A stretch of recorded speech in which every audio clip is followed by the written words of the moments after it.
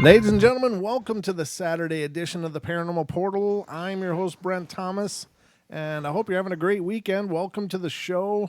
Hope you're all relaxed and kicked back. Had a great day Saturday. I had a good day. It was a good day. Busy day, but good day. I know that it's a lot going on in everybody's world. The weather's nice out, so people are a hell of a lot more active than they had been for the prior portion of the year, which was all frosty and cold for most of us here in the entire northern hemisphere. But everything's going good, and it's all balmy and sweaty and wonderful out here.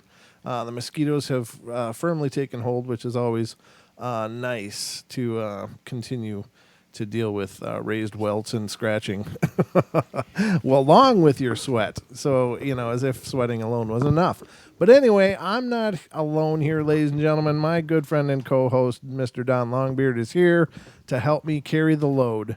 Unfortunately, I'm just not ready yet. I've been here for an hour and a half. And, a microphone. I gotta get the microphone. Oh, hey, there's a microphone. Yeah. Hey, that's how that works. That's cool. Hey, everyone. How are you? I think they're good, and thank you to everybody who participated in last night's show. Deb's show was wonderful last night. A whole ton of participation, and you guys did great. Thank you so much. I know Deb was feeling wonderful about the show, and she, of course, thanks you all as well. I'm sure she'll be in here shortly. I haven't talked to her yet this evening, but I'm sure she's around. Deb's always a part of the portal, whether she's on the show or she's always here for the show. So a great supporter, and thank you for all the support all of you guys have been giving us out there. I just want you guys to know, thank you so much. The podcasts have really been taking off, and we're getting a whole lot of love in the podcast verse, right? Yes. Good loving, Don? I had to stop myself from going right to the gutter. The karaoke. No, the Oh, karaoke. Yeah, let's not. No copyright strikes tonight, please. Oh. But I just want to say a couple thank yous to a couple of people who have donated to us via PayPal. Thank you so much. First comes from Paul Nachum, and this is he donated a week or two ago, and I did thank him on a bedtime story show, but I wanted to publicly thank him on the network show as well.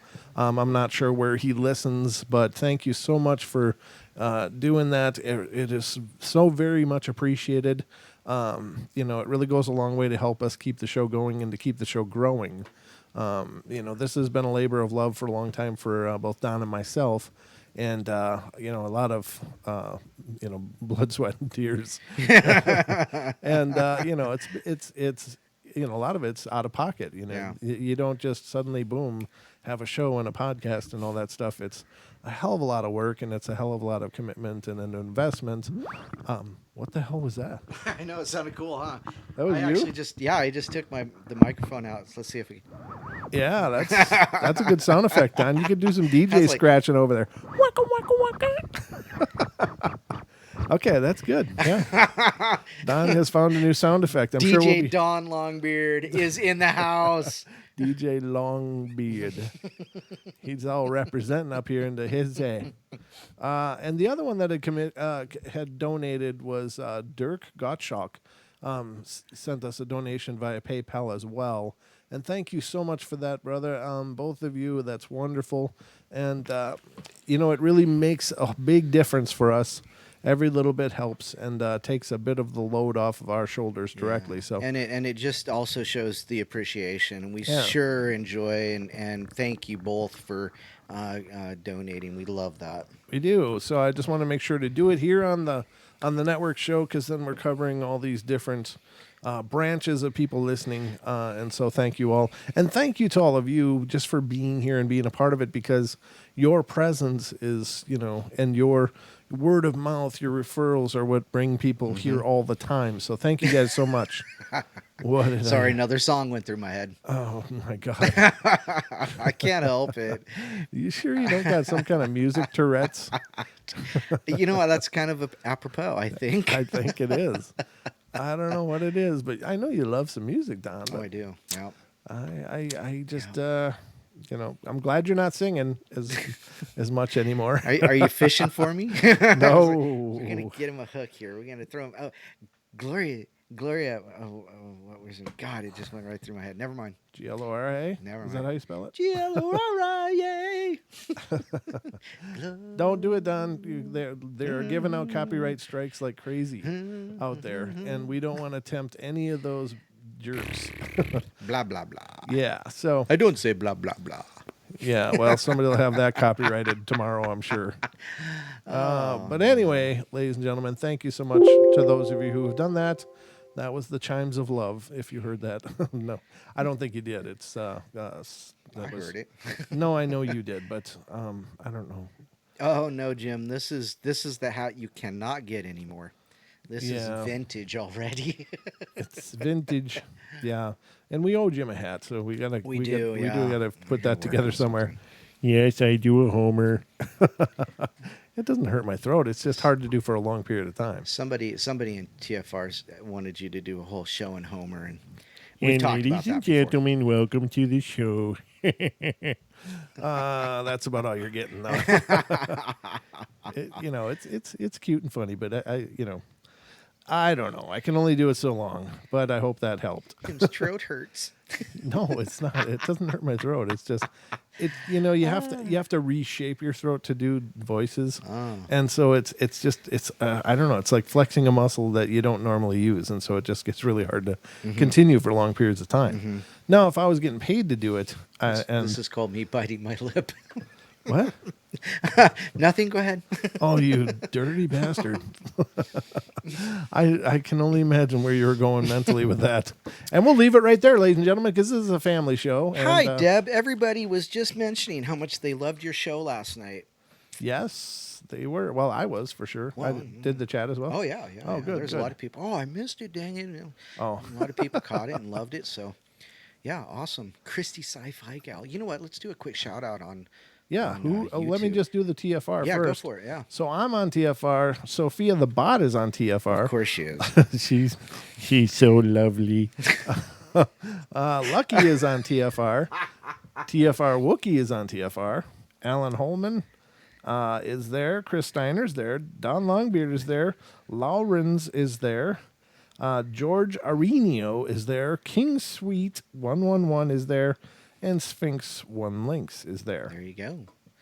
So, how are we doing on YouTube? YouTube. We have Duke Sullivan. Woo! Chris Guy. Woohoo! We got Deb Duck Sauce, Gemini, Half Q.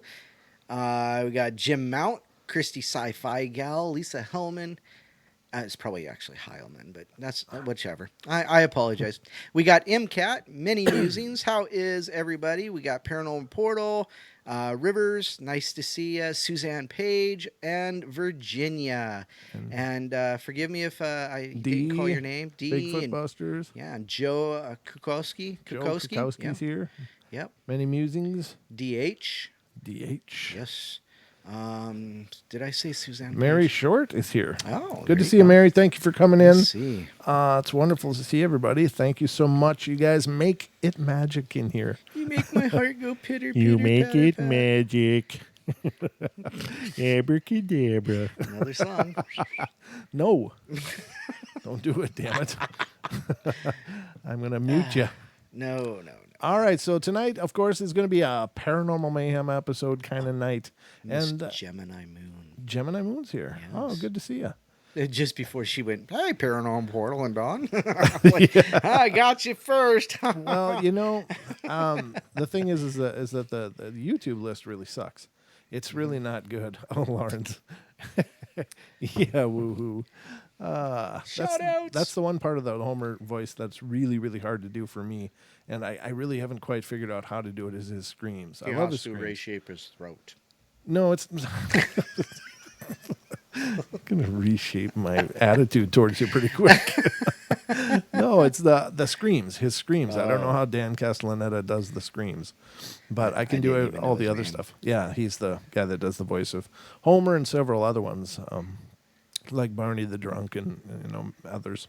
So anyway. Barney the Drunk. Yeah. Thanks, Alan. Alan says his Homer voice is so good that if the actor who plays Homer got sick, Brent could fill in. Just need a lot I of just need to pay. chloroseptic. I could. I don't know. I think it'd be I fun. think Paisley's being a wiseacre. Oh, well, She there you go. says, LOL, new challenge, create usernames with no vowels so Don can try to pronounce them. Oh my God. Or just come up with Icelandic names. 'Cause There you go, yeah. Everything Icelandic for me is just, it's like, wow, how does that go through my mouth? Yeah, it's supposed to be one of the hardest language to actually learn. I bet it is. I suppose it probably is. But anyway, Paranormal Mayhem tonight, ladies and gentlemen. And on the Paranormal Mayhem shows, they are us discussing all things paranormal. Now, the last one we did on Wednesday, Oh, that was just crazy. it was how it went. 90% of the show was about the moon. Yeah. And it was not planned. It just worked out that way. But it just one thing led into another. So to start it off, I'm going to go to my usual hot sheet, and that is Singular Fortean. SingularFortean.com, ladies and gentlemen. And I don't get paid anything by these guys. But I'm here to tell you, I love this site.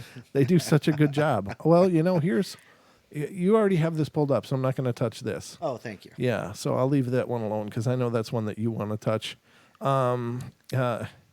Let's see. They haven't updated it much since Wednesday, so there's not really much. Well, it is the Wait, weekend. let's see here. Let's see. No, because that's what got us started on the moon. Yeah, the anomalous mass on the moon got us started. Flashes of light we discussed. Wow. Wow, my hot sheet is kind of dead tonight. Oh, that's okay, because we can talk about anything. Anything. Because if it's paranormal, it can be discussed. And ladies and gentlemen, if you want to be a part of the discussion, please feel free to call in. It's 720-923-0500 is the method to our madness. It's the way you can get a hold of us and to get on the show and tell us something of your own that's paranormal, and you could very well set the tone for the night. So if you got something on your mind, hey, there was a guy last night that wanted to call in and talk about his paranormal story, and I hope he's here. And I don't remember his name because, of course, names are You're not your forte. they are my personal dyslexia. But I was like, hey, you know what? You can call in tomorrow night. Love to hear what you've got to share. Actually, I do have something to share. And this was the still image that was sent in by listener Guinevere. She sent in let's see, here's the picture instead. Yeah, this is the one I wanted to show. There's actually a couple here. These are really pretty bizarre, like really creepy bizarre. Now, this is a photo, and I showed you guys a thumbnail of it last time, and we discussed it just briefly. But that was from a video, which obviously I couldn't show, but she sent in a couple images of it this time. And really, really cool. Huh. What's the story about this? Well, it's actually allegedly a demonic entity captured on camera. It looks like a dog. It does, except there's no dog there. According to the people there and witnesses, there was no dog present at the time this photo was taken. Okay, I just got shivers. Let me put it up on the screen. Oh, they haven't seen it yet. Sorry. No, they haven't. This is just us seeing okay. it right now. Let me get back here a sec. I thought there'd be a forward or backwards or something, but I may have to save these first. Just a sec. Oh, yeah, wait a sec. Let me do this and then this. So this is, well, damn it. Nothing's working today. That's not what I had planned at all. And then it's all stuck in weirdness. How did that one pop up so damn cool? And then the other one didn't. Let me try it. Let me just download them quick. I'll do this first, and I'll put them in a folder, and then I will talk about them. Okay, so I got like several versions of them saved now because I'm like totally panic clicking here. Click, click, click, click, click. Now I got like 15 of them. All right, let me do this. Which one was it? Where did I save it at? Yeah, I know. Well, I know I did the show me in the folder where it is. So let's cut that. All right, I'm going to cut them and I'm going to put them in a different folder, and we're going to look at them, ladies and gentlemen. All right. There's two pictures. One is a much wider version, wide angle of the whole scene, and then there's another zoomed in image after that. But it's like super creepy. That just scared me when I saw it. I was like, "That's a dog." No, I know. That's Are you the part telling me that's true? creepy. Wow. That's the story. Now, no, granted, we're not there. We don't know. But as it's reported, there was no dog there, and apparently it was taken in a public place, and nobody would have their dog looking over their shoulder. So let me do this. I'll just make a new folder and call it Demon Photo. There you go. That'll sum it right up, won't it, Don? Yeah, you can put it right next to the Demon Basement Scream. Speaking of basements, I saw that today, and I survived the basement, ladies and gentlemen. I survived the Longbeard basement. One of only two people who have ever seen my basement. Well, I escaped alive. I didn't end up in a 5-family freezer or whatever the hell that is. All right, ladies and gentlemen, this is the original photo. Apparently, as it was taken, as you can see, he's got a tux on. They're at some kind of wedding reception or something like that, or something. I mean, it's a formal event. I like that collar. I've always liked that collar instead of a tie. Yeah, I do too. Those are really cool. But outside of Don's fashion taste, over his shoulder, you see this. Yeah. Now, that looks creepy enough in this photo. However, and we can, let's just look at the next photo first. Why the hell isn't there two pictures here? There you go. There it is. Hey, there's two pictures. There's the zoomed in version of that, ladies and gentlemen. That's scary. Now you can see this is not at a place where they just have a dog sitting there in the banquet table or whatever the hell's behind him here. But this is the close up of that. And look at those eyes. I know. Those eyes are all screwed up. That's like creepy eyes. That's like, I want to eat your head eyes. I want to eat your head. Right? I mean, that is terrible. For those of you on TFR, iHeart, TuneIn, and TalkStream Live, we're looking at an image of two people, a husband and a wife, or a man and a woman anyway, dressed in formal attire. And over the man's shoulder, tucked behind him, but looking over his left shoulder, is what looks like almost a German Shepherd Doberman Pinscher kind of head peeking over his shoulder. And as it's reported, no animals were present at this event. It was a formal event, and apparently wasn't Bring Your Dog Day. So this does look just like a dog, but as it's reported, this is allegedly the way it came out of the camera. They never saw this with their eyes. That it was not experienced in person, but this creature appeared over the shoulder of this gentleman in this photo. Creepy. That is creepy. Hey, I wonder if you send those to me, if I could still post them into TFR. I probably could try. Let me pull this up over here. Since we went to Sophia the bot, I've been kind of not allowed to do things. I'm just at guest status. You are not worthy. I'm not worthy. You cannot. See, now I'm doing Homer all the time because you guys got that in my head. I haven't done him for a long time. All right, so let me get. What the hell is it? Folders. I got to search. Thank you, Alan, for putting our link in there. What link? Oh, he dropped the YouTube link in TFR. Oh, yeah. Thank you very much. I appreciate I didn't even think about doing that. Welcome to the show, What am I Don. doing here? My job. You had one job. Yeah, your one job. Thank you, though, Alan. That's wonderful. But we're going to see if we can post it in there for you guys, too. Yeah, here it is. There's the folder. D. It's after C, right? I hope so. Yeah. All right. Here they are. All right. I'm getting it. I'm working as fast as I can, ladies and gentlemen, for your viewing pleasure.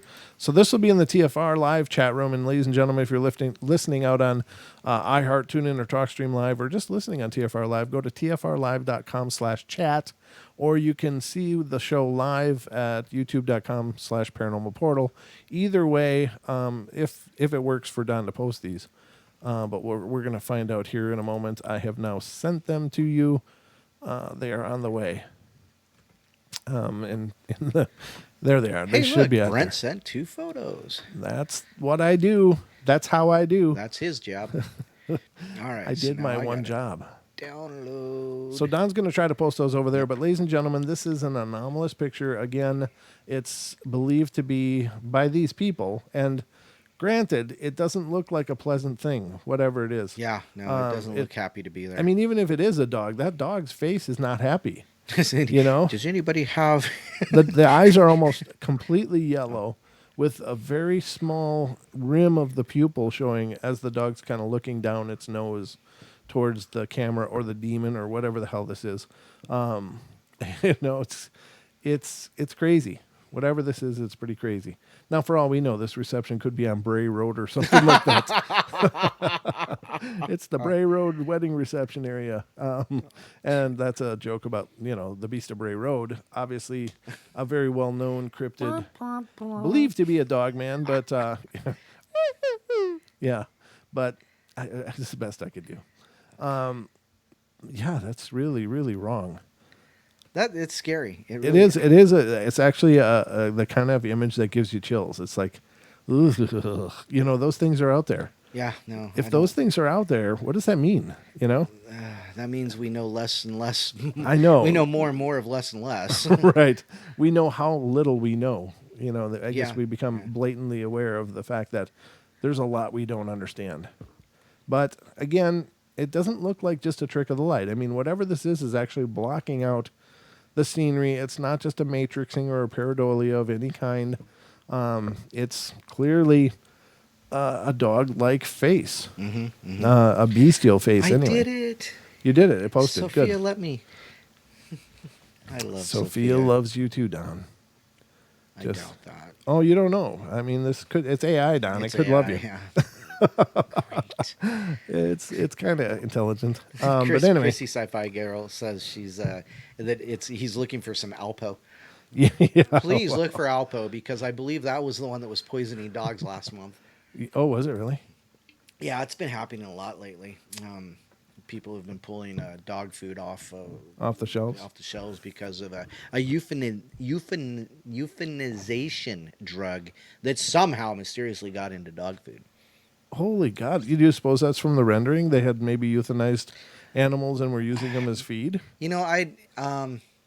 I would doubt it because that would have to go through quite the processing to make it all the way through. I mean, when you're liquefying meat, Well, something's getting in there. I mean, that ended up there somehow. And if it wasn't because they were using a euthanized source, how the hell would the chemical get in there? You know what I mean, though? Oops. Right. Oops. Yeah. How did that 5,000 gallons of euthanization? Yeah. Whoops. Yeah, I mean, Sorry. it's just like, it doesn't just tip over on the counter accidentally when you're whipping up some Alpo. Yeah, no doubt. I don't know how the hell that works, but that's... Elaine in YouTube says, great photo bomb. Yeah, yeah. That's a good one. Yeah, I've tried to steer away from naming demons as a rule because, it's widely believed that if you... Calling spiral spirits. If you name... Sorry, I had a burp. I got stuck. If you name a spirit or a demon specifically, that may call it to you. And so, I don't know if I believe in that or not, but I figure that I don't want to find out the hard way. So I'll just not name it because I don't need that problem. Yeah. But... We're doing... What? So Robert in YouTube chat, he says, but what a great racket. Well, he says, what a great story. Vet sells euthanized animals to dog food companies. I think that, what's weird, though, is that I swear to God, somewhere in the back of my mind, I remember hearing something like some animal food company was sued because of that, or there was some conspiracy belief like that. Yeah, there was a belief that like a version of Scrapies was going through the meat industry because they were turning euthanized or dead cows into feed to cows. Oh yeah, that's what it is. Yeah. That's right. That's what I had heard before. And then Robert backed it up with a reference to an old movie. It's called Still Not Eating Raoul. Well, Eating Raoul is the name of the movie, but right. You'd have to. Yeah, okay. Weird references. Thank you, Rob. Well, and from the unique corner, Robert.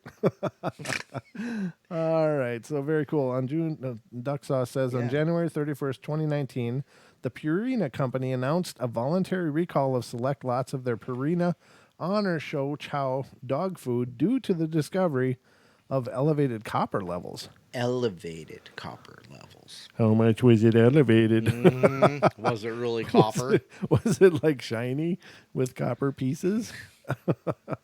That's pretty terrible. Yeah, I mean, basically, ladies and gentlemen, I think it's really you throw a lot of faith in these companies, whether it's for your animals or even for ourselves. I mean, how many people still eat kale? By a show of hands. You see how many hands went up, right? I don't see any. So what's that? yeah, exactly. It does sound like a cover story. You're right, but I mean, kale is basically. I mean, my God, you can hardly line bedding for animals with it anymore. Yeah, no doubt. I mean, nobody wants to touch it. And granted, I don't know how the hell it became so full of whatever, but Goodness. That's the first bell, ladies and gentlemen, and we're off and running here on the portal with our Mayhem episode. I hope you're having fun and getting a few laughs out of it, but we'll be right back after these messages. Don't go away. It's time to pay the bills. Right, yeah. Right. We're live micing it again. I know.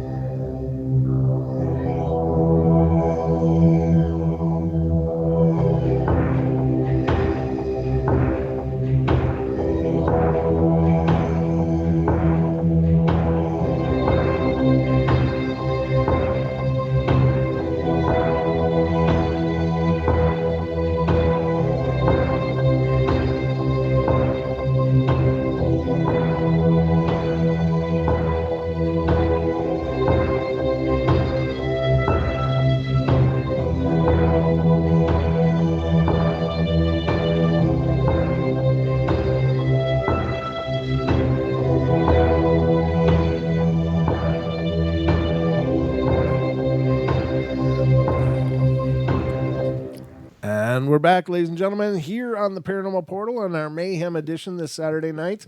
And right now we are joined by someone on the phone. Who could it be? Area code 314, you are on the air. Welcome to the show. Hi, it's Michelle. Hi, Michelle. Welcome to the show. Good to hear from you. I sent Don a picture of a bird that I was going to tell you guys a quick story. Okay. My mom passed away on the 29th of May. Oh, I'm sorry. And we had her cremated. Uh-huh. And my oldest daughter had purchased a necklace to put some of her ashes in, a little locket type thing, Mm-hmm. and had it shipped to my house. Well, she called me one day and she said that she got a message that it had been delivered, and I told her I would check the mail. Uh-huh. So as I go out to the mailbox, I see there's a bird sitting on my mailbox. Wow. Now I've lived here for 3 years, and there's never been any birds sit on my mailbox. And it stayed there until I got to the mailbox.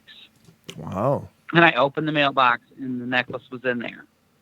Oh. So I called my sister and told her about it, and she says, "That's funny." She says, "As I was walking this morning into work, I caught a really strong whiff of Mom's perfume."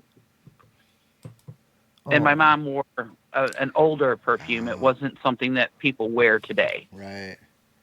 So we both Mhm. we both Go ahead. we both got to hear from her. Wow. That is really cool, and the picture is now on the screen for our YouTube audience. I'm sure Don will share it to the TFR as well, but very cool. Is that a sparrow? I'm not sure what kind of bird it was. I think I was just too happy to see it sitting there Mhm. Yeah. to even pay attention to what kind it was. And the fact that it stayed there until you actually open the box is really powerful. Yeah. And it's like the necklace was in there, and like I said, I've never seen a bird perch on that mailbox before. What a great affirmation, huh? I thought it was a very uplifting story. I thought I would share with everyone. Oh, that's beautiful. I mean, those are the kind of stories that I think really make us all go, wow. You know, it's just so magical. And I mean that in the most sincerely wonderful way. It's not in any kind of disparaging or disrespectful way. I mean, it's just those magical events that really show us that we're not alone. There's people, they're with us and they're looking out for us, and they're letting us know that they're there. And I think especially in a time of healing like that, those little symbols can be so absolutely profound. It's the little things. Yeah. It really is. Yeah. No, I But agree. that's all. I'm sorry? So that's all I had to share, and it was just short and sweet. Right. So Well, that was beautiful. That's Thank you so awesome. much for sharing it with us. I love this kind of stuff. This is why I do the show, is call and stories just like you just shared. So thank you so much for calling in and being a part of the show. you're welcome. All right, my lady. Well, have a wonderful night. And if something else you remember or want to talk about, call back. We'll be waiting. There you go. All right. I'm gonna go back into the chat room here, All right. and I'll be listening. Okay, we'll right. be talking to you. All right, see Bye. you now. Wow, that's awesome. That's a really beautiful thing. I think that again, those things are so amazingly powerful, and it just sometimes takes something little like that, like those little signs that just they speak like like a scream, or like Right. they're louder than yelling. It's like whoa, and it changes everything. Yeah, Nellie in the YouTube chat said, yes, when my grandma passed, a bird came to the back door screen and stayed there and let me talk to it. I was about 10 at the time.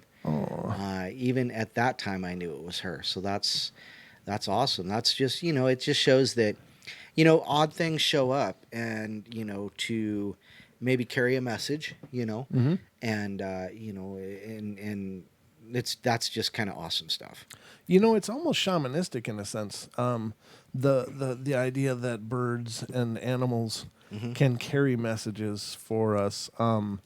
what was it? Who was it that called in last night and talked to Deb? And it was one of their callers. I think it was Kyle that talked about seeing a white fox. And he thought that that was so profound and amazing. And I think that animals do show us that they bring messages. They do bring messages, and like in many cases, they can be messengers. And that's really a shamanistic outlook and tradition of looking for the answers through symbols brought by nature. Right. Because nature is, and I really believe this, nature is like the medium of God. And I mean, we often ask for things like, move my cereal bowl if you're here, God, but it's like, look out your window and see what's going on. Look for that representation or that symbol that's being sent to you. And I don't know. It just seems to me that that's so incredibly powerful. And I think the shamans and the nature spirits are really onto something there. That nature does bring us messages and bring us hope and even warnings. It can bring Right. a lot of symbolic meaning. Yeah. But we have to know the symbols to look for, and I think that's kind of cool. In fact, maybe I'll look for some of that. Okay. But why don't you go ahead, sir, Sure. with your segment? So, of course, recently, just in the last couple days, I've been seeing this story pop up, and it's about, what is his name? Ogopogo? Ogopogo, the lake monster from, where is it? BC somewhere. The Okino. Let's see here. But I found this story, and it says, pretty creepy. Okanagan man believes he's captured definitive Ogopogo sighting on video. It says a South Okanagan man is convinced he captured the most conclusive piece of evidence yet of the legendary and elusive lake monster in the Okanagan known as Ogopogo. Jim LaRoque was enjoying his mother-in-law's lakefront property with his two children in Caledon, BC on June 1st. So this is just just barely 2 weeks ago, when he noticed an inexplicable wake on Skaha Lake, Skaha, Skaha. All I heard was like a whooshing sound, swoosh, swoosh, he told the Global News. LaRoque scrambled to record the mysterious ripples breaking through the lake's glassy surface. His son was waiting on a paddleboard nearby. Eventually, he turns and sees a flipper come out of the water and hit the water. And then when he turned around and started coming back, that's when he turned around and started coming back. So he was doing circles. He said he couldn't believe his eyes. Giant serpentine creature swimming across the lake with at least 7 fins paddling in sync. He estimates it to be about 36 meters or about 120 feet long. I'd describe it as like a dragon boat race with the oars. So if you flip the dragon boat upside down, you would see all those oars coming out of the water. This is my opinion, a definitive Ogopogo sighting, he said. It's pretty creepy.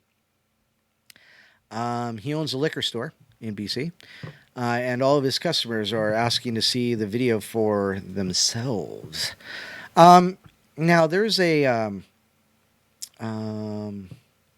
according to Bill Stekic, who runs a website documenting Ogopogo sightings, the legends date back to the early 1700s, when the First Nations knew of a water beast in Lake Okanagan. God, I should be able to say that word. A Kelowna retiree who has dedicated his life to proving the creature's existence after his own encounter in 1978 is skeptical of the alleged sighting. By watching this video, I don't believe it's evidence that the lake monster exists, he told the Global News. We have a much better shot in videos here in the Okanagan over the years that would confirm the species of something in the lake. He said the major sightings of Okanagan are on Okanagan Lake, meaning the creature would have had to travel through the Penticon Dam and Channel to reach Skaha Lake near Penticon. I believe that this used to be the one. Oh goodness. I believe that this used to be all one connecting lake, Okanagan and Skaha, and that there's rumors that there are caverns deep down because the lake is so deep they still don't know in spots how deep it really goes. So there's somebody who's been watching for decades saying, "Nah, it's not Okopogo." And then there's a what is this guy's name? His name is some skeptic. His name is some skeptic. Well, he's some kind of a scientist Okay. who studies lakes and movements and things like that. Okay. But basically, what this guy says, I can't find his name here anywhere, but what he says is that still lakes like Skaha Lake, they don't get a lot of wind, they don't get a lot of inlets and outlets. Movement, so it's not like tributaries feed into it all the time.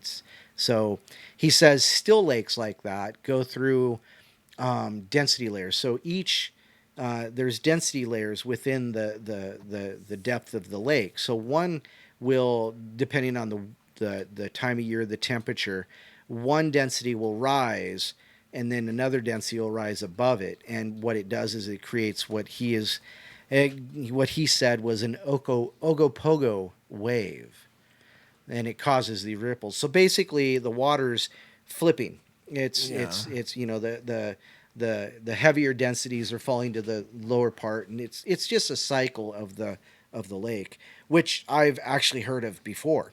So, I don't know, but the video is pretty darn awesome. And I say it's compelling, if at least compelling. So I'm going to go ahead and drop this link right in here. And it's over 200 characters.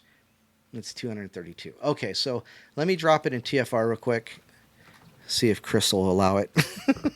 You have too many characters. All right, so there's that one. And I'll work on a bit.ly for this other one. So... And so, right. Yeah, interesting. It is, compelling. and there is video to that, ladies and gentlemen, as well, that you can certainly check out for yourself. And that's in the link that I... Yeah, so definitely check it out, because it does bear at least looking at. I'm not so sure what they captured. I mean, it does look like something does come out of the water on those waves, and it is curious. I don't know. Without any, it's just a snippet of a clip, So it's a real short clip, but I don't know. I mean, is it truly Okopogi? I don't know, or Okopogo rather. I don't know, or Ogopogo. Ogopogo, yeah. But it is curious. Something is anomalous with it, but I'm not saying it can't be explained, but. Again, just because you see weird ripples on the surface of a lake doesn't necessarily qualify it as, well, there's obviously a lake monster in there. Right. It could be a school of feeding fish for all we know. I mean, literally, I've seen... I grew up on the shores of Lake Pepin on the Mississippi River, and there were certain times of year that the bass would run, and when I'm saying running, I mean like the entire surface of the water would look like piranhas were coming. And they would be chasing these schools of minnows, and they would create these really weird anomalies. And, it was really strange, but I knew what they were, because I could take a hook and put it in the water and, boom, catch a fish. I mean, they were just that ravenous and that crazy. So I knew it was a school of we called them striped bass. But, there's sometimes... Even as much as I'd love for it to be the lake monster, I still think that you have to weigh those things carefully, because there are other explanations potentially. But let's see, what was I doing? I was talking about spirit animals before. Yes, you were, yeah. I found some stuff here, and I think this is a kind of a cool site. I'm not really familiar with it, but I think it has potential to be interesting. And they say, so the idea, ladies and gentlemen, is that certain animals have certain spiritual representations, And so if, for instance, you're out and you see an animal, it's kind of like the same thing in the nature of looking at a clock or different places throughout your day and seeing 333 444. You look up what is the meaning to that, and that's a symbol to me. I think that that's one of the ways that we catch symbols being given to us to try to help us understand. I think the same can be said for animals. You know, if you see a certain animal, or if there's just a really cool moment with an animal, find out what the animal's, what animal it is if you don't already know, but then reference, what does that animal mean? What could the message mean that you could be receiving? So it's the idea that nature brings us meaning sometimes in ways that may answer a lot of our questions, but we Westerners really aren't trained to look for these things. And there's only, there's, of course, shamanic people, there's New Age people, there's esoteric people that have learned to revisit these ancient ideas and have found incredible meaning in it. So like for this site lists the top 5 spirit animals, and I don't know why it's the top 5. There's several more listed on this site, but the first one is a wolf. So if you have an affinity for a wolf, what it could mean is it's a symbol of intelligence, instincts, and being a social animal. So the wolf represents intelligent, instinct, and social. And what I don't know how social relates necessarily, but say for instance you have an affinity or see an owl. An owl is representing access to intuition and wisdom. It's represents a seer. Like a psychic or seer, or a knower of some kind. Right. If you have an affinity to bear, now this could be Lewis. Lewis is always talking about his bear. The animal meaning for bear is strength, confidence, healing, and grounding. So for Lewis, that could represent that, he needs to find his strength and his confidence, and the bear is representing that to him. And it's also a healing animal to heal the pain and heal things that might hurt or something in the past, and to find grounding, to be, grounded in your life.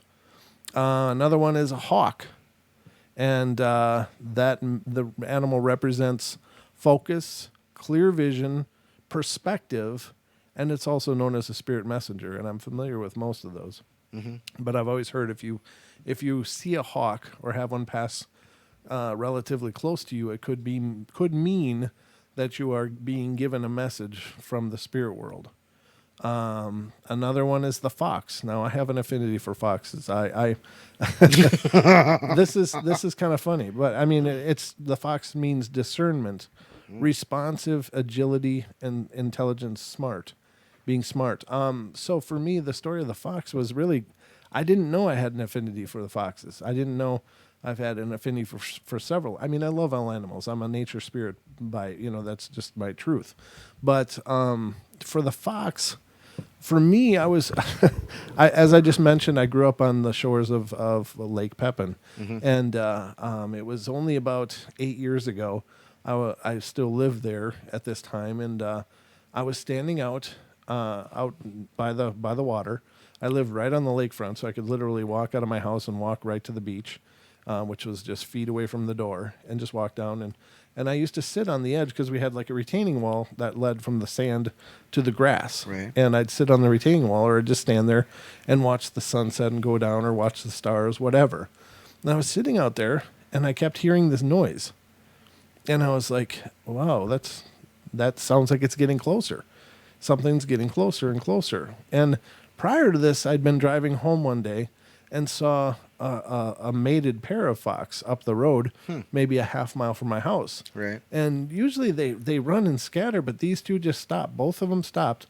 And I slowed my car to a stop, and they were stood about 20 feet away from me, just staring at me in my car. And I stared at them because they were on the walking path right next to the road, which butts up to the big forest. And I was like, well, wow, they're not really freaked out. They're just kind of standing there and looking at me. This is really wild. And it never really occurred to me to look to what that symbol means at this time.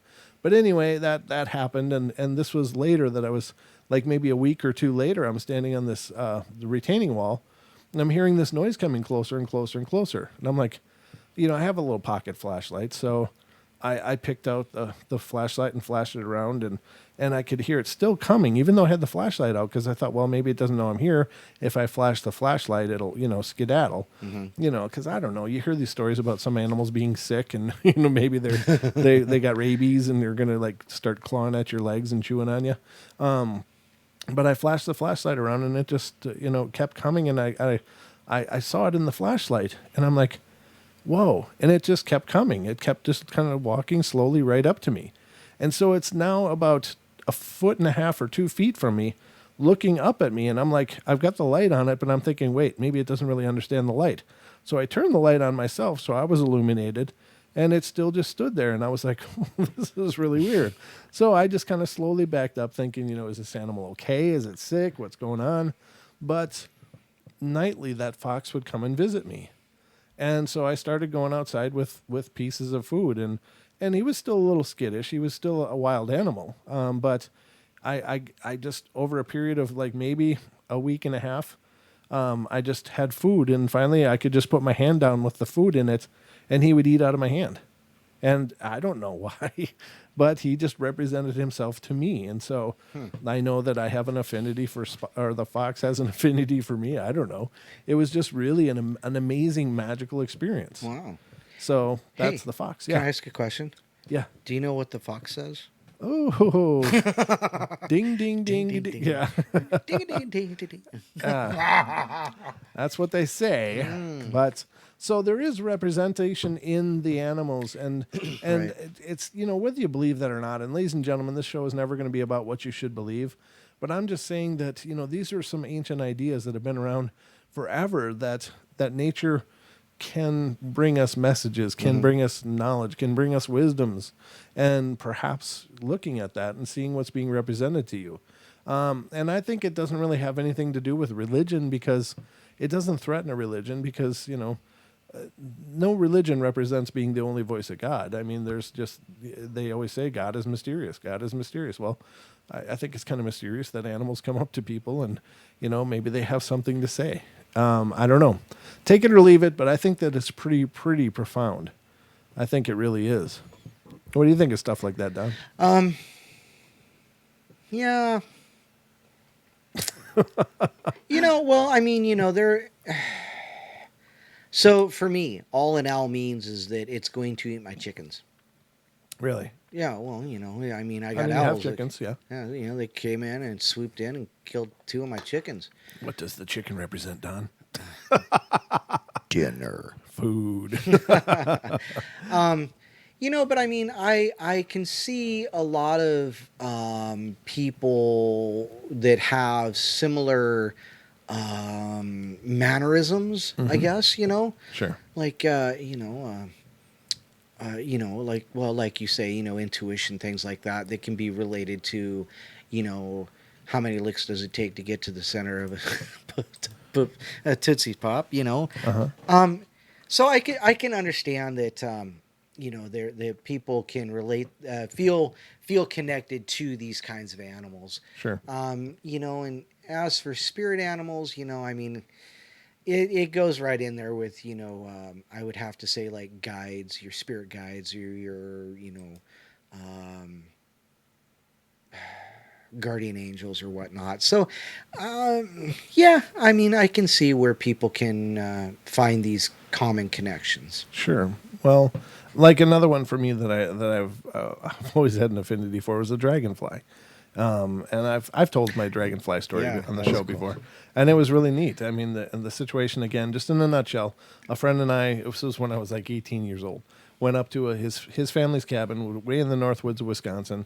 Nobody was there. We went midweek, and it was the summer months, but it was it was mostly a weekend hangout for most of these people that own these private cabins. Well, we went up there, drove for 3 hours to get there in the hot blazing sun, no air conditioning.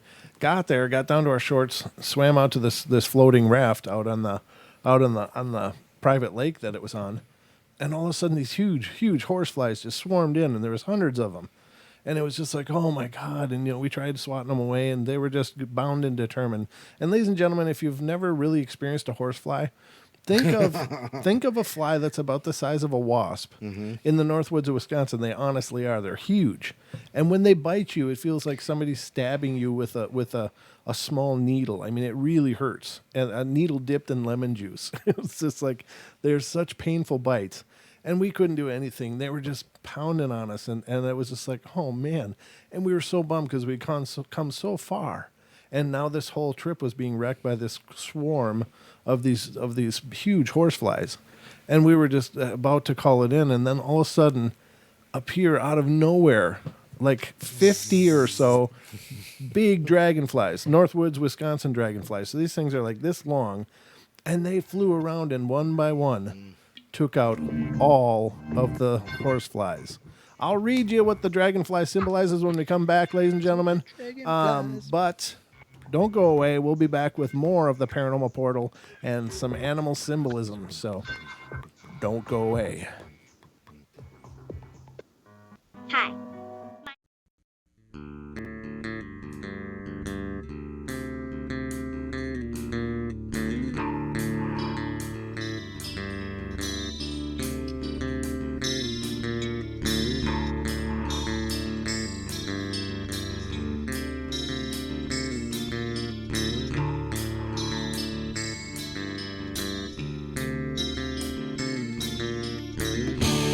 Everybody likes to play their games. Everybody loves to place their bets.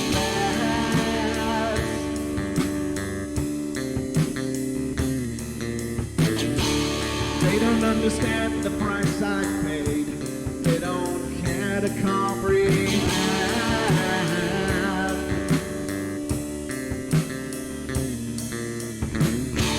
Trace their lines upon my body, dripping scars across my heart.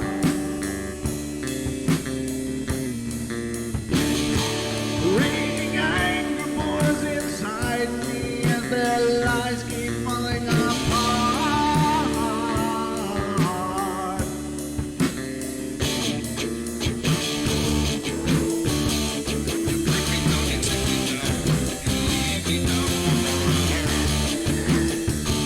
But I'm not broken yet. I'm not broken yet. I'm not broken yet.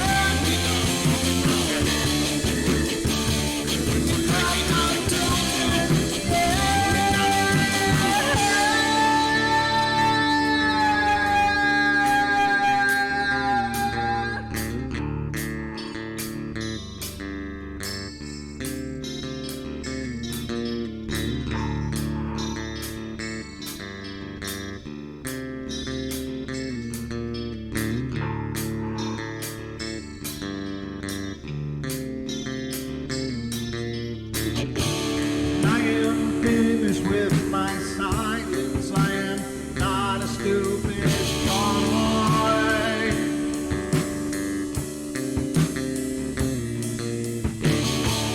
No more breaking me with kindness. Just you dance upon my joy.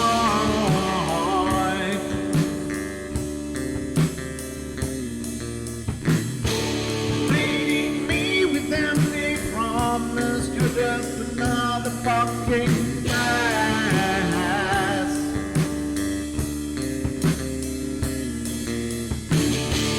Taking off the slice of my sanity. Just make sure that you're well fed.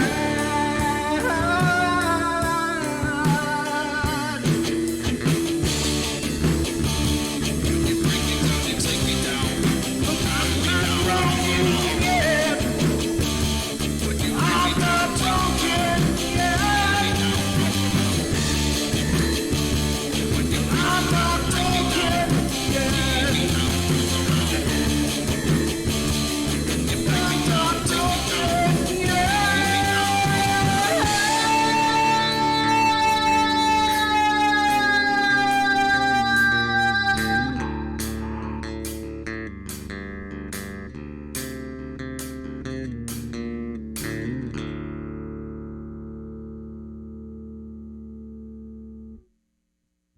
I've never lived anything like it.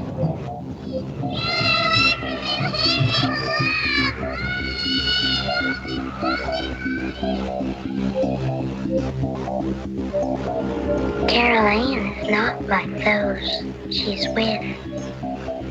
They're attracted to the one thing about her that is different from themselves. Her life force. It is very strong. It gives off its own illumination. It is a light that implies life and memory of love and home and earthly pleasures. Something they desperately desire, but can't have anymore. Right now, she's the closest thing to that.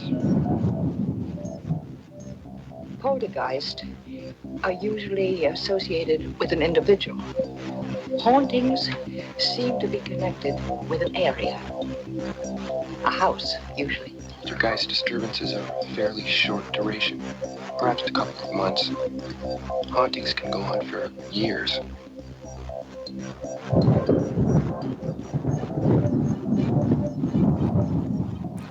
Ladies and gentlemen, welcome back to the Paranormal Portal. I'm your host, Brent Thomas, and I'm joined by my co-host, Mr. Don Longbeard, and we are back at it. Are you ready, Don? Yeah, I was just apparently a little late. You're a little late. Oh, it's fine. It's fine. So before the break, I was talking about my experience with dragonflies and my affinity towards dragonflies. And what the site that I'm referencing for this, ladies and gentlemen, and I just stumbled on it now from Google, but it's kind of a cool site, and it's called spiritanimal.info. Spiritanimal.info is the site that I'm looking at, so you can certainly reference that or another site. If you have a better one, that's fine. But the dragonfly totem carries the wisdom of transformation and adaptability in life. As spirit animal, the dragonfly is connected to the symbolism of change and light. When the dragonfly shows up in your life, it may remind you to bring a bit more lightness and joy into your life. Those who have this animal totem may be inclined to delve deep into their emotions and shine their true colors. Ooh.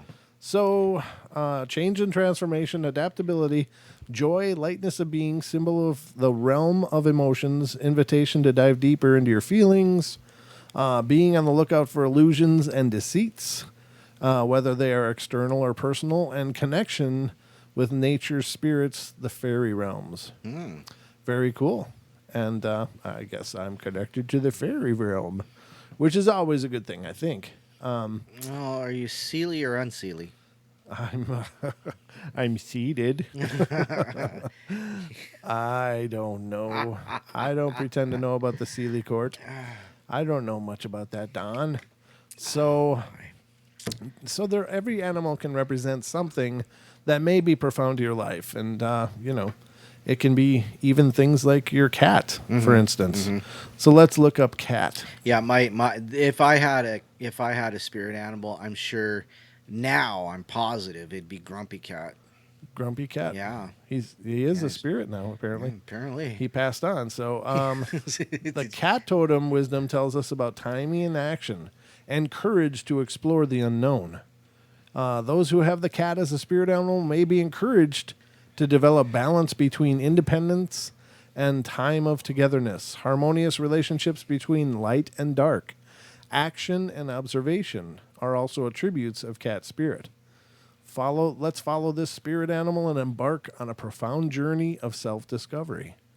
Cat symbolism is cat carries many meanings revolving around balance and seemingly opposites such as inner and outer, action and rest, light and dark. It's strongly symbolic of the connection with what usually hides in darkness or the unknown.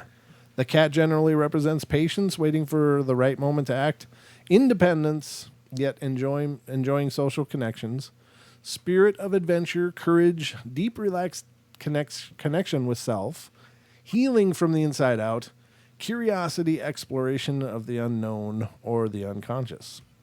So there you go. So the cats can be a powerful symbol, and that's just a house cat kind of cat is what's represented in the picture anyway. But if any of you are curious about any other animal, please let me know, and I can read that to you as well, since I have it open here. and I'm happy to share. But that's interesting. Let's see. I don't know what animals we have here to go through. What about the panda bear? The panda. Let's see what pandas.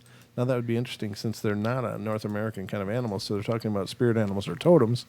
But let's see what it says about panda. The panda is a powerful spirit animal inspiring tranquil strength and determination. Under its soft and fuzzy appearances, this animal totem brings forth the importance of strong personal boundaries to feel safe and grounded in life. If you have the panda as a spirit animal or totem, you may be inclined to be emotional and feel like you need strong material and physical comfort to feel at ease in your life, symbolic of the ability to find balanced and nurturing path through life. It will encourage those who have it as a totem or power animal to integrate different aspects of their personality in a harmonious whole. So it's gentle strength, peace, good luck, positive outlook on life, and connection with Eastern wisdom. The symbol panda also encompasses personal and spiritual qualities such as integration of polarized aspects of yourself, such as feminine and masculine energies, heart-centered energy, nurturing ability, importance of emotions, calm determination, ability to take time to reach your goals, importance of private space, and personal boundaries. That's very interesting, yeah? Huh.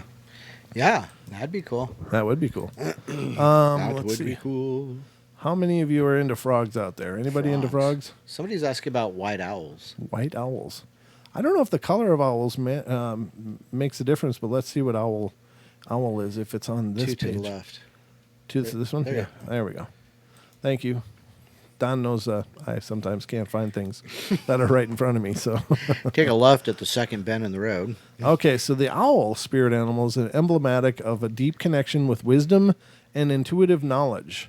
If you have the owl as a totem or power animal, you're likely to have the ability to see what's usually hidden to most. When the spirit of this animal guides you, you can see the true reality beyond illusion and deceit. The owl also offers, for those who have it, a personal totem, the inspiration and guidance necessary to develop or to deeply explore the unknown and the magic of life. Oh, cool. So, intuition, ability to see what others don't see, presence of the owl announces change, capacity to see beyond deceit and masks, wisdom. The traditional meaning of the owl spirit animal is the announcer of death, most likely symbolic of a life transformation or change. So, very cool. And they have a quote in here: "Don't couch your owls before they are delivered," from Albus Dumbledore in Harry Potter. Oh, jeez. Many Musing says, yeah, I've heard UFO experiencers say aliens present as owls. That's true. Very Yeah, true. So, yeah, there have been a lot of connections between those. Right. So, yeah, crazy. Let's see. OCG says, my spirit animal is a boxer. I hope she doesn't mean like, I hope she means like Mike Tyson and not like, He's not an animal.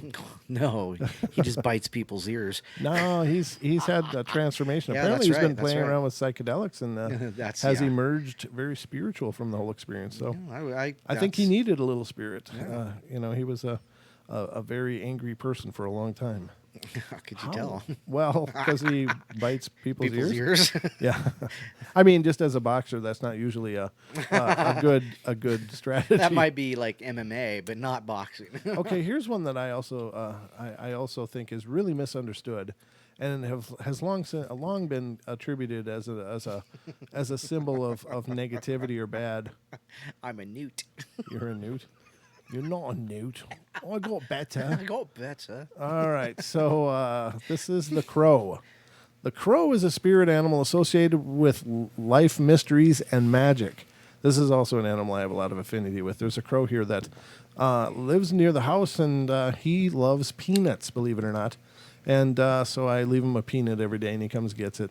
But he'll sit up in the tree and yell at me until I put the peanut out. Yeah, Don't habituate crows. Yeah, I don't know. Can you hug crows, Duke? Is that okay? I'm not hugging Wookiees, but is crows okay? All right, so the crow is associated with life mysteries and magic. The power of this bird as a totem and spirit guide is providing insight and means of supporting intentions. Sign of luck, it is also associated with the archetype of the trickster or be aware of deceiving appearances. If the crow has chosen you as a spirit or a totem animal, it supports you in developing the power of sight, transformation, and connection with life's magic. So, throughout history, the crow's been associated with both positive and negative symbolic meanings.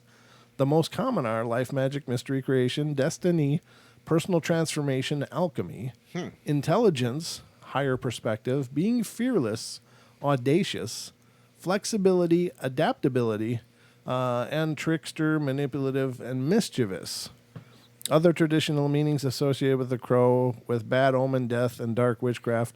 The crow also carries the power of prophetic insight and symbolizes the void or core of creation.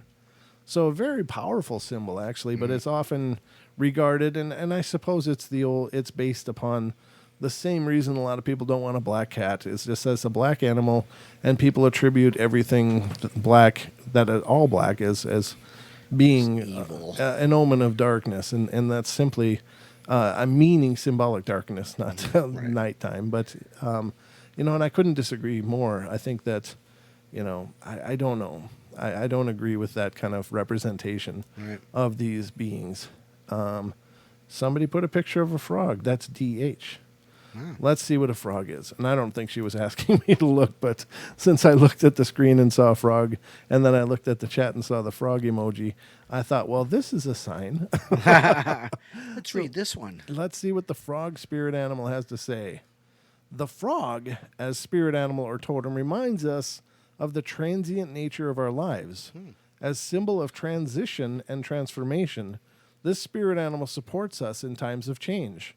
Strongly associated with the water element, it connects us with the world of emotions and feminine energies, as well as the process of cleansing, whether it's physical, emotional, or more spiritual or energetic. The symbolism of the frog appears in many traditions around the globe, and this animal is generally associated with the water element and its cleansing attributes. The frog is symbolic of cleansing, renewal, rebirth, fertility, abundance, transformation, metamorphosis, life mysteries, and ancient wisdom. Now, here's a terrible one. My mom has always had a real affinity for frogs, and she loves frogs. She just has adored frogs her whole life. So one time when I'm young, I'm a kid, and we had this huge garden. My family always had these huge gardens, and of course, gardens need to be weeded. So, me and my brothers each got a row of beans. That was our responsibility. And Mom took us out there one day, and we were doing our weeding during the summertime, during the summer break, and we're out there weeding, and all of a sudden, my mom freaks out. She's just screaming, hollering in terror, and she's absolutely beside herself, hysterically sad. And I said, "Mom, what's wrong?" Well, she saw a spotted leopard frog, which is her, one of her all-time favorites. But she only saw half the leopard frog because the other half was in the mouth of a snake. Well, there's an omen. Yeah, that totally scarred her. I mean, that totally scarred her. She was hysterical, bawling and stuff. And so I thought, since we just looked at frogs, maybe we should look at snakes and see what snakes symbolize and see if there's a bigger meaning. Maybe there's a correlation. Yeah, maybe. Other than, hey, that looks like a lunch. Yeah, well, it was. And, I was thinking, why didn't she just, get it out of the snake's mouth? Because it was already busy. Yeah, it's not like it's going to bite you Right. again. Yeah, it's only got one of those things to worry about, and it was busy. So, but let's see what the snake represents, because, I've had snakes. I have had snake pets. I thought they were cool. Randall Electric says snakes equal wisdom. Let's see if he's right. Here we go, ladies and gentlemen. The snake animal meaning is powerfully connected to life force and primal energy. In many cultures, it is revered as a powerful totem representing the source of life. When the snake spirit animal appears in your life, it likely means that healing opportunities, change, important transitions, and increased energy are manifesting. What is the meaning of snake? When the snake shows up as your spiritual animal, it means the snake spirit animals represent healing, transformation, life changes. The spirit of the snake is connected to the life force and primal energy. And a meaning for the snake spirit animal is spiritual guidance. It can also mean that your frog is going to die and you should probably start looking at the snake. But yeah, I mean, it was a terrible situation. I'm sorry. What? So OCG and the YouTube chats looking up people's spirit animals by their birth date, and apparently our friend MCAT Yeah? is a flamingo. Flamingo. It's kind of sexy, MCAT. What's there you going go. on there, brother? That's better than my damn boxer. Huh? Ball. You said, now what the hell is a boxer? What do you mean? Well, she looked mine up, and it said that mine was a boxer, but What does that she mean, didn't. though? She didn't say if it was the dog or if it was the boxer, like Mike Tyson. Well, I know it's not and a I said person. I was hoping it was like the Mike Tyson kind of boxer. Right. Well, that's interesting. Oh, that's funny. I don't see a flamingo on this list, so I can't give you any insights into that. But yeah, that's pretty. Oh, she says I'm a dog. A dog. Okay. I wonder if that has anything to do with Virginia telling me that there was a dog behind me in the studio like a month or two ago. Oh, right. That's a potential. Very interesting. Let's see. I'm going to close these. But anyway, ladies and gentlemen, I don't mean for the show to be about spirit animals, but I think that this is it's kind of a cool representation. Mayhem. It is a mayhem show, so it can be about anything. But this came up by virtue of our journey this night. But I think it's pretty cool that these things have meaning. Oh, wow. There's that one I got to look up because that's the dragon. Let's see what the dragon spiritual animal is. And let's see what's going on. So the dragon is cloaked with mystique and sewn together by the many legends and folklore surrounding its history. This powerful and mesmerizing creature has been the inspiration for countless books, poems, art, movies, and other expressive mediums. The dragon has been well respected in many cultures and is either honored or greatly feared. The dragon is one of the most powerful totems. The dragon has a diverse range of qualities, emotions, and traits, giving it a number of different meanings. Most often it carries the reminder of strength, courage, and fortitude. Dragons are messengers of balance and magic. If dragon has arrived in your life, it asks that you tap into your psychic nature and allow yourself to view the world through the eyes of wonder and mystery. Sorry, I'm sniffly. But the spirit animal meaning, dragon is the symbol of primordial power. It's the master of all elements, fire, water, air, and earth. And as a spirit guide, it makes a powerful ally in your daily life with its amazing restorative and potent qualities. Below are common meanings associated with the dragon spirit animal: change, transformation, wisdom, metaphysical knowledge, beauty, majesty, inspiration, infinity, longevity, movement through space, supernatural, protection from outside evil forces in all directions, elemental magic, grounded energy, leadership, fulfillment of potential, greatly increased riches, luminous, indomitable spirit and strength, magical prowess, vitality, mastery, insight, divine illumination, personal happiness, and invisibility. Wow. That's a whole bucket of them. Wow. So it indeed looks like it's one of the most powerful. That's cool. I like me some dragons. Let's see. Is there any other ones that jump out? I don't know, ladies and gentlemen. If there's any you want to know more about, let me know. If they're tiger, on the list. Tiger. Did somebody ask for tiger? Yeah. Okay. Tiger. Okay. Hold on. I got to get to tiger. God, go faster. Yes, Don. I'm trying. God dang it. I see a lion. There's a tiger. We only have 40 minutes left. Really? I don't know. I don't know. I'm either. not really looking. All right, so the tiger is the kingdom of spirit animal. The tiger puts a special emphasis on raw feelings and emotions. The tiger spirit animal symbolizes primal instincts, unpredictability, and the ability to trust yourself. By affinity with the spirit animal, you may enjoy dealing with life matters, spontaneously trusting your intuition, and acting fast when needed. What is the meaning of a tiger spirit animal? Common symbolism for the tiger is the primary meaning of the tiger spirit animal is willpower, personal strength, and courage. Shadow or part of you that would normally try to hide and reject. Aggression or anger directed at you or felt towards someone. Unpredictability in life, actions, or feelings. In the field of animal symbolism, the tiger is associated with both positive and negative meanings. In order to fully grasp the message of the spirit animal has for you, pay attention to the behavior it displays and the feelings you have toward it. It will guide you to a deeper, more embodied understanding of meaning of this animal in your life. Wow, that is interesting. So I think that it's probably necessary for people, if you don't know if you have a spirit animal or if there's some animal symbol that has a powerful meaning for you, I think you got to start. And then this site also has some ideas to help you look for them. Let me see. What is it? I just had it open and now it's not open. I don't like it. I don't like my days. Darn, why does that happen? All right, let's see. Let's see what the hell is going on here. Okay, so there's meanings.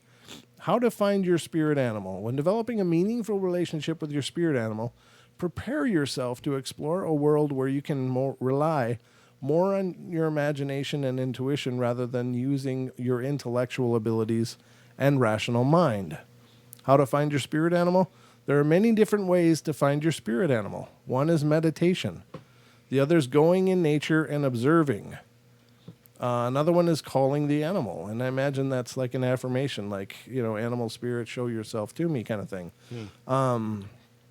Let's see. Another one is process of self-inquiry. And I imagine it's just looking through different animals until you find one that really pings your heart or something. Yeah, it resonates with you. Writing about it in your journal. I don't know what that means really. Imagination and journeying with sound. I don't know what those last three really mean, because we can imagine we're riding unicorns if we want, but it doesn't mean the unicorn's a spirit animal. For us, and it might be. I'm not saying it's not, but the portal spirit animal is a poltergeist. So it said there's a few methods among many used to find the animal or animals you have a special connection with. And there's a link to another site about or another article.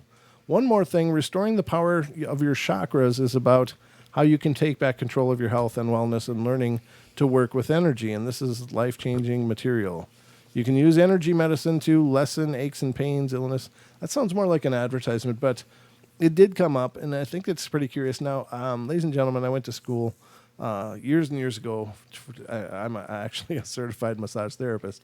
I'm not a practicing massage therapist, but I did go to school for massage therapy, and the school I went to was incredibly esoteric, and it was really amazing and dealt a lot with polarity therapies and kinesiology and energy balancing and so many more things than just massaging muscles and anatomy. Nowadays, the schools don't allow that anymore, so I went back when that was still a part of the curriculum, at least at the school I went to. So it was really an incredible spiritual journey for me. But we all have chakras, and whether or not you believe that, I guess it's up to you. But basically, all a chakra is an energy point within your body, and there are 7 main ones: the crown, the third eye, the throat, the heart, the solar plexus, the stomach, and then the groin. And those are the 7 chakra areas. Now, we all go through things in our life that may blow those chakras or take them out of balance. And out of balance chakras could be a cause to manifest things like illness, disease, chronic problems, or just unbalanced in your life. So there's a real quick and easy way for everyone to balance your own chakras. And it's really, anybody can do it. So the idea is you take one hand and place it on above your head, and the other hand and place it in your groin, not touching, but just over and under, and focus the idea that there's energy running from your one hand to your other hand. And, imagining that going through your chakras and rebalancing them, re-energizing them, and putting them into a state of harmony. And it's really as simple as that. How long do you do it?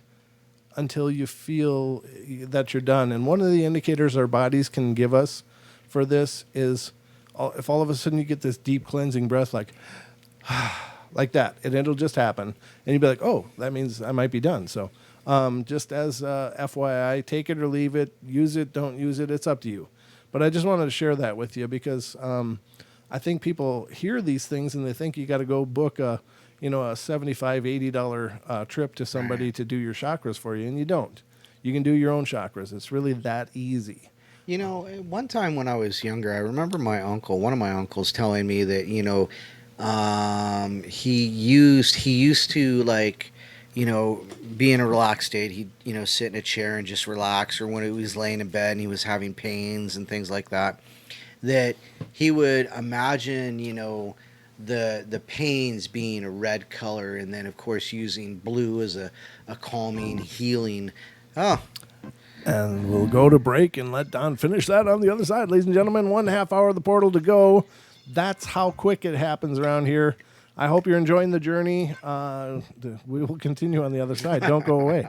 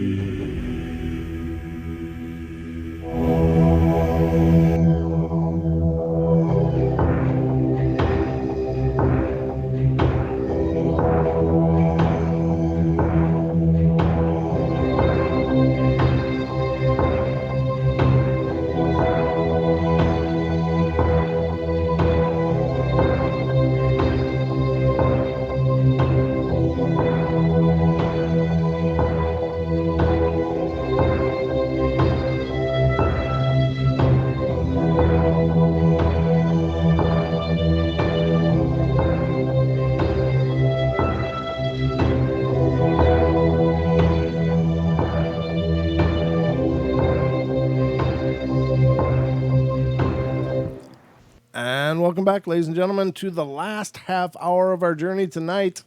It's been an amazing ride. As usual, the show kind of writes itself. We don't always know where we're going on these journeys, but it's always a lot of fun figuring that out and seeing where it ends up. So it's kind of like if you're not really good at it, but you just chuck a boomerang out the window and see what happens. You get smacked in the back of the head. Yeah. So yeah, sometimes I guess we'll do that. Sometimes it just dives right in the dirt, and other times it just soars out and does this beautiful arc. Comes back, and I think the more we do the show, Don, the better the shows. I think the farther become. boomerang goes. Yeah, exactly. Boomerang goes farther. Yeah, sticking with that metaphor. Yeah, Yeah. it does. I think you're right, but I think it's it's always. But even after doing the show for this long, it still boggles my imagination how quickly it passes. Yeah, It's like, how the hell did we get here already? We'll be deep in thought, and all of a sudden the dong. The bell happens, and then the bumper music comes on. It's like, how can that be? Yeah, no doubt. How did we get here? That's what I'm wondering. It's a time slip, Don. Yep. We're having time slips here in the portal. Keeps glitching. Never mind. Don't go Steve Miller on me. That's not quite the right word, so it might be all right. I wonder if that works, if you can still get a strike if you bastardize somebody else's song. No, I think it's got a 10% rule, Maybe so. Maybe so. I don't know. I don't know the math for that, but then again, I've never been one for math. So. Me neither. Did you have anything else you wanted to cover, by the way?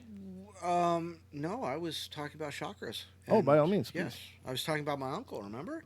Yes, I remember that's my right. uncle telling me that when he would have a pain, he'd imagine the pain is red and then the blue, calming, healing light, while he's got his eyes closed. Basically, he's meditating, and he's imagining the red being replaced by the blue, and so to relax and ebb the pain away.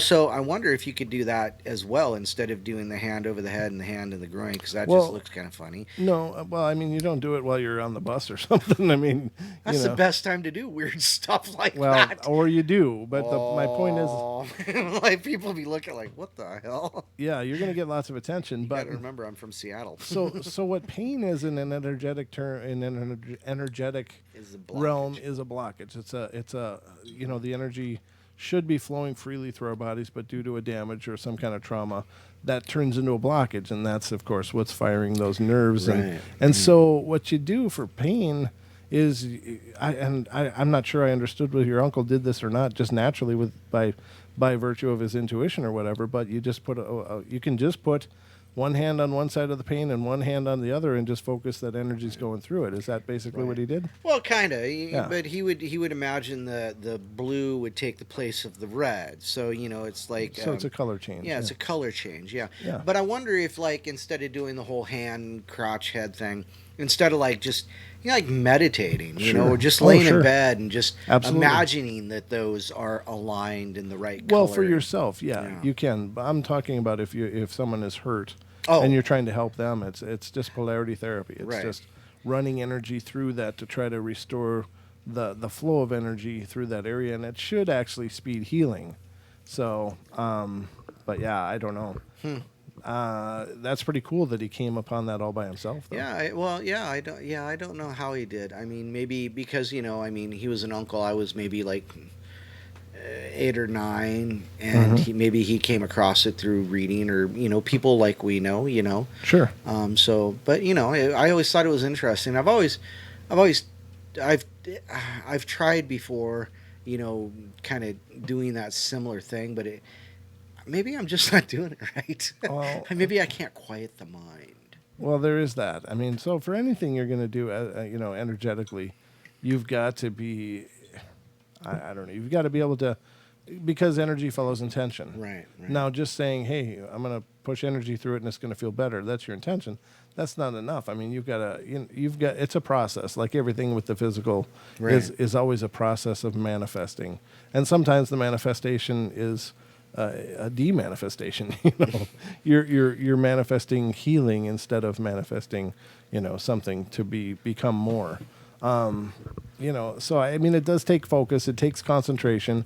It does take a little bit of knowledge, because you have to, to some degree, you got to understand that energy flows, and it helps if you know which way it's supposed to flow.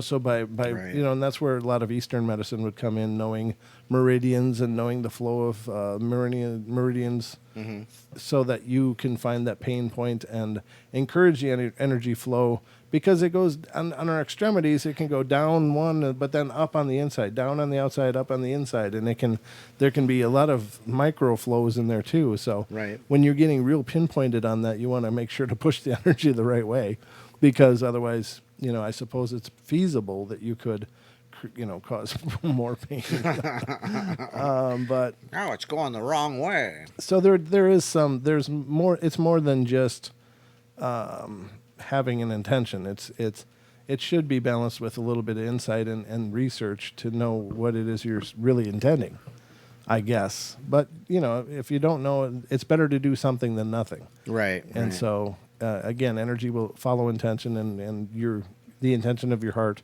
will speak to what it will manifest as. I just want to manifest this. Stop hurting. God dang it, let me sleep. Yeah, I know. I hear you. That was another thing I read too somewhere just recently is, if you're having trouble, if you're having trouble with like bad dreams, or not sleeping well, or issues like that, like I do, when you lay down at night, that's what you want to think about. Is you want to think about what you want to dream about, or how you want to feel, and it carries your brain patterns into that kind of a sleep or a level. So I don't know.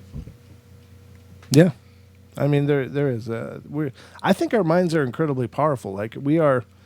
I really do believe, and again, I say this all the time, but I really do believe that we are profound creators of our experience on a very fundamental level, not just symbolically. Yeah, my brother and I have been talking about that lately. Is being creator beings, and what we manifest for ourselves into our reality. So.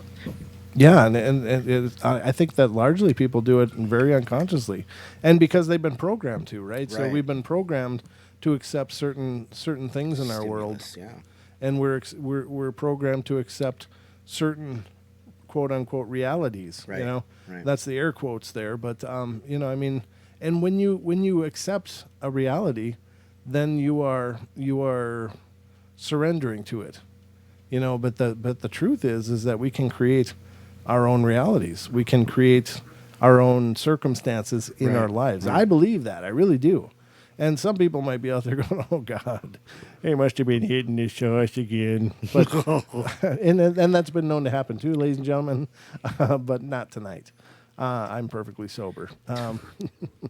No, I very rarely drink. In fact, the last time I drank was on the show when Haxer sent over his barrel cream. Oh my God! Oh, that was awesome. Oh man! Now that was Christmas. Actually, the last time you drank was the New Year's Eve show. We had mead and there you go. That's elderberry. right. Yep. That's right. And by the way, is there other batches of that coming? I'm just I have no curious. idea what you're talking about. What? I'm sorry. Welcome to the show, Don. Yeah. Hey, glad to have you.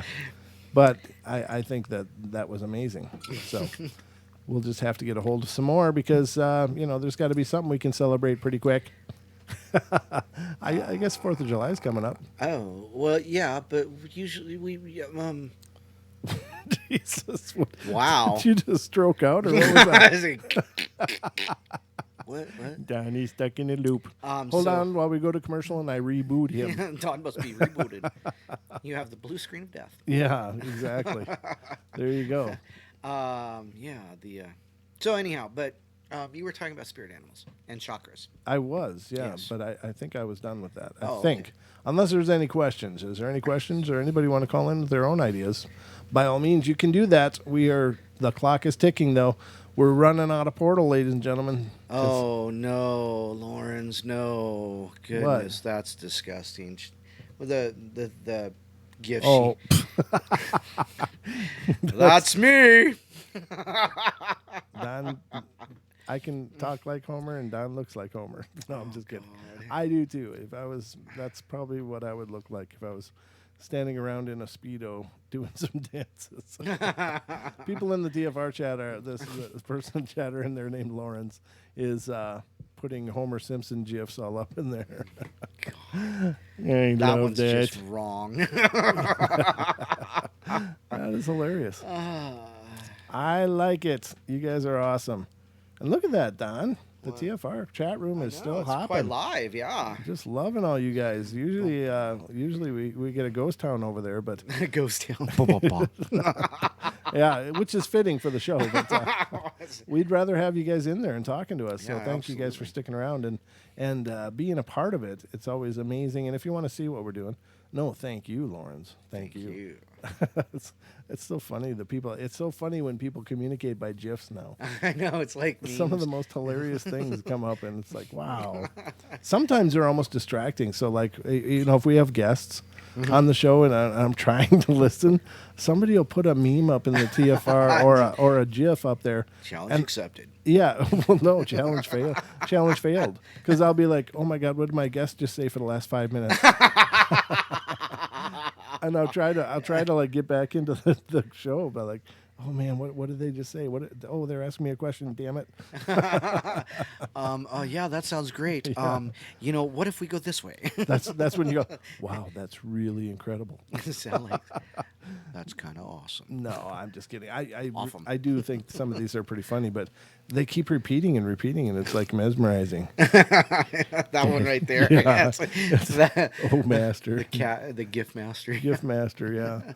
Yeah, it's a cat walking zombie style. So, yeah, there's always a meme to make you laugh. Oh, no. You remember the old chat room in TFR where, like, people would try to, like, Yeah. throw us off the game Yeah. with some... They'd throw up the most hilarious memes, and sometimes it worked. Yeah. Sometimes it was just like I'd lose everything and What just is start howling. Drone would do that. Drone was... Who else? Yeah. Well, Doc did it a couple times. Yep, Who Doc. was the other one? Oh,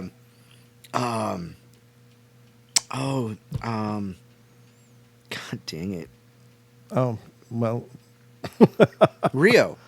Oh, Rio. Yeah, Rio. Yeah, Rio did. Yeah, he Yep. was pretty good at that. Oh, they'll be coming up tonight, won't they? You know what it is? Yeah. Into the Microcosm will be coming up later tonight on TFR iHeart. Tune in and TalkStream Live. And following us, of course, is Tarot Mood. Natalie. Yeah, I know the name. I was trying to remember Oh, the show, Tarot though. Mood, It's yeah. Tarot Mood. Yeah. Natalie Maraki's Tarot Mood show, and that'll be coming up following us. So there's always something hopping here on TFR. It is a crazy, cool land of many talented people, and more are coming, as I understand it. So Yeah. Oh, yeah. but I'm not going to prematurely announce shows that I am not at liberty to do so. But anyway, let's find something else to cover here, Yeah, Don. We've got absolutely. literally 12 minutes left. 12 minutes. Sounds like a TV time limit. How about a ghost show? A ghost? Ghost story. Ghost story. Oh. How about a ghost story, ladies and gentlemen? Challenge Because it's accepted. mayhem, and I want to leave you with something spooky. Blue. Sacre bleu. All right, so that's coming from Colorado, ladies and gentlemen. Colorado.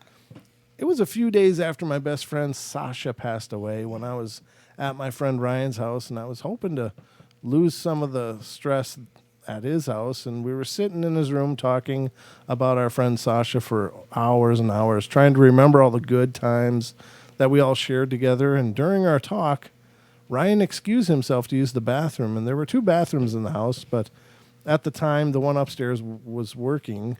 And it was only the 2 of us in the house. And while Ryan was upstairs, I laid back on his waterbed with my legs hanging over the side.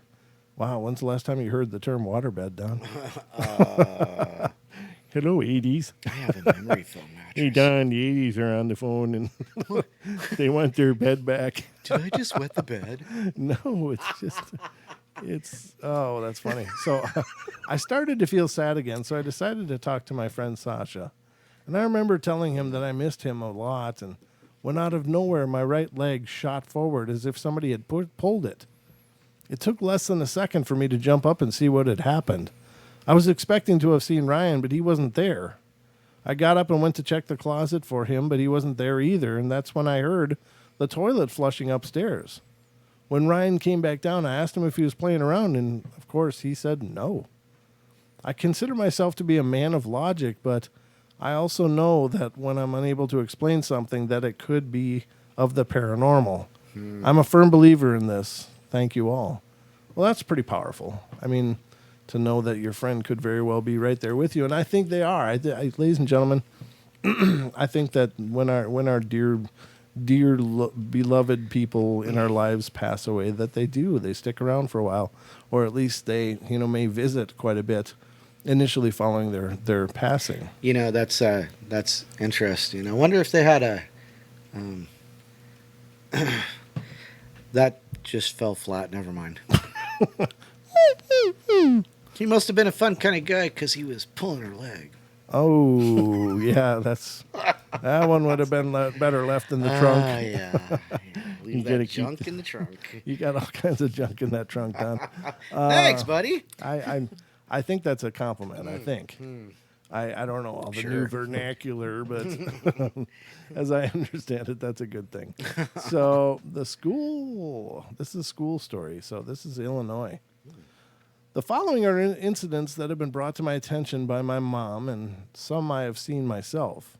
My mom works at an elementary school in the town of Worth, Illinois. She's been doing janitorial work there for, I guess, about 7 years now, and I generally go and try to help her when she's on the night shift. And many times only while we're there at the very front of the school, we have seen what appears to be a man walk down the hallway and turn the corner. And upon further checking, my mom and I found nobody else in the entire building. But the incidents haven't stopped there.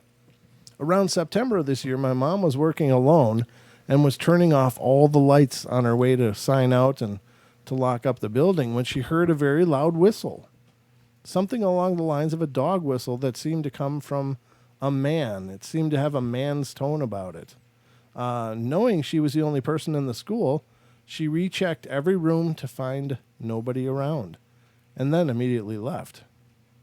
Recently, as well, one of the longest-standing teachers passed away, and ever since, smaller, stranger coincidences have been happening, and posters will fall off the walls, and desks will be moved, and erasers will be off the ledges, and strangely enough, absolutely nothing will happen to the deceased teacher's old classroom. He must be standing guard like, nope, not here. Not in my house.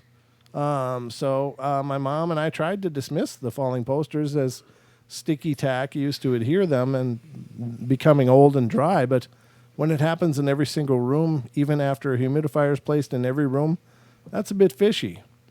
Also, on the day that the teacher died, I was the first one in my house to receive the news, and I was on the phone with an aide who also works there, and in the middle of the conversation, she got another phone call and said she had to go because Jane Smith, I won't use her real name in order to keep her identity safe, was on the other line and she'd have to talk to me later.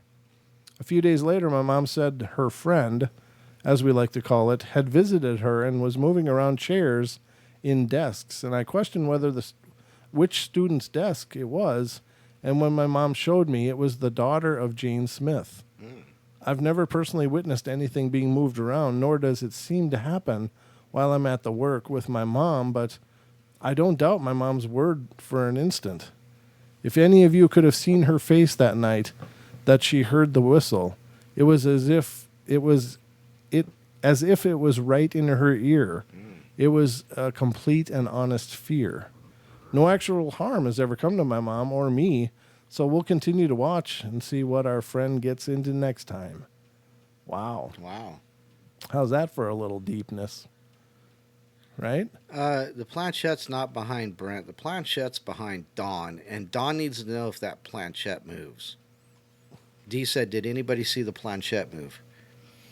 I think it's in the same position. I hope so. Are you not willing to turn around? Well, you know how I'm looking on the screen, which is looking through my camera, which is looking at the wall behind me.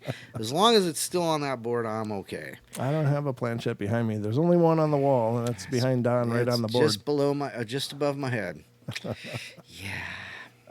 So I'm going to look at the camera. It's right there. Oh, it is, yeah. It's literally right there. Well, I guess we'll have to watch the feed and see. I guess you can see it on my screen, though. I think that yeah, you can. You can see it on the corner of my screen. So it's possible. It's right next to the damn creepy clown that Lady Death sent us. Speaking of. Yeah, she's Anybody doing heard well. from her? Yeah, Oh, is she? I messaged her, and, good. Yeah, and she said she's just getting settled and things are going great. So Good. I meant to message her like 3 weeks ago. Oh, well, way to go. You know how I am. I'm like the worst best friend in the world, you know? Well, there you Actually, have it might be the best friend in the world because someone that never talks to you. So I was telling a story, and all of a sudden I look down, and we have a 1 thumbs down. I wonder if that's because of my story. I don't know. No, Don's talking. I'm here to tell you that somebody gets a real kick out of coming in and doing thumbs down. And it's like, really? Sometimes it'll be like within the first 10 minutes of the show. It's like they just go, well, that show's on. Screw them. Somebody's got some jaded feelings towards us or something. But the beauty of it is it's like one person. Usually it's just one person. So if we can make it through with just one, we're good. yeah, I think if we get 99.9% good response and 0.1 bad, then whatever. That person's just being a dick. So, I mean, really, because I just love it when you just throw that out there. Like, oh, he's just a dick. Well, I mean, think about it. So do you sit and watch shows like The View on TV and go, God, this sucks. Oh, I just think this show sucks. No, because it's easier just to not watch it. Exactly. I mean, people don't do that. Do you listen to radio stations you hate and just sit there and whine about how bad their radio station is? No, you go to a different one that has the things you like on it. So unless you live up here, because you only get 2 radio stations. Well, right, but then you country and western. Right, but get Spotify or get some other thing and find something you like. Don't sit around and whine and stare at it going, God, this song sucks too. Boy, I wonder what sucky the song they're going to play next. It's like you just turn it. You turn the channel on the TV. He you gets don't watch passionate about this particular one. Well, I mean, I understand, genuine criticism. Like, hey, you know what? It seems to me if you guys did this on the show, it would be better. Cool. Let me know, because I don't pretend to have this all dialed in. I'm just doing the best I know how. And if you've got a better idea, I'm game to hear it. But don't just sit there and go, God, you suck. Boy, you guys suck. I'm just sitting back thinking about how much you suck. It's like, well, is that really the best thing you got to do with your time? Is that really the most creative use and best use of your time, is to sit around and wonder how come we suck so much? It's like, how dumb is that?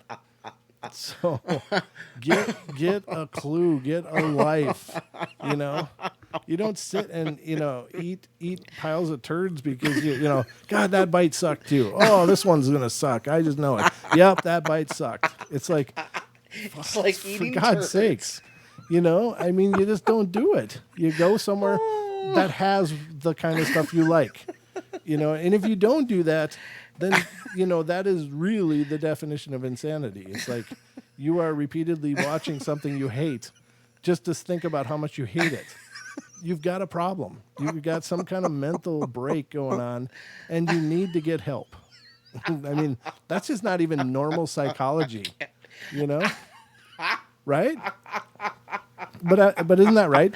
Yeah, I absolutely agree. Okay. And yes, Virginia, we know it's just it counts for interaction. It's analytics, and right. You can put 15 thumbs down in there, and you know what? We don't care, because you know what? It's confirmation that we're here. Yeah, and it's confirmation that 15 people have nothing better to do with their lives than to click thumbs downs because they can. It doesn't lower an average or anything. You idiots are just wasting your life. Doesn't do anything. Yeah. It adds to our analytics. Hey, right. Cool. So whatever. It's just like go knit a quilt or get a hobby. Align your chakras. Yeah. Balance your chakras. In fact, use a fist on the groin one.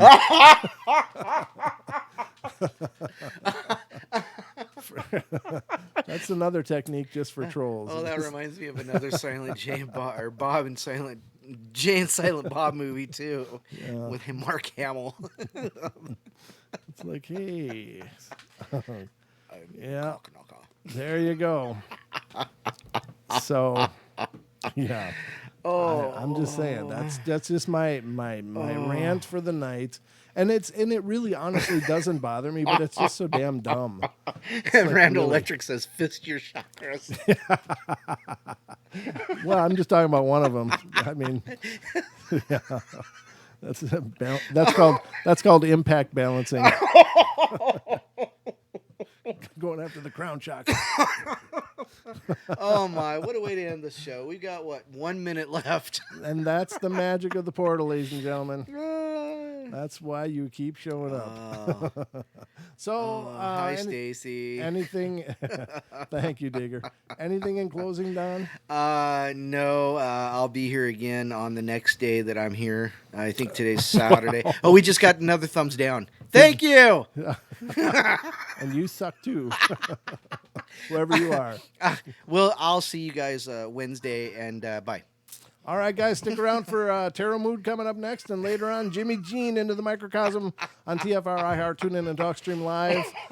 We love you all. Be good, be kind, be nice. Take care of each other. Help each other out. Shucka-bra. Find the magic in every day, and don't be a dick. And I'll be back tomorrow night with the bedtime stories. Love you all.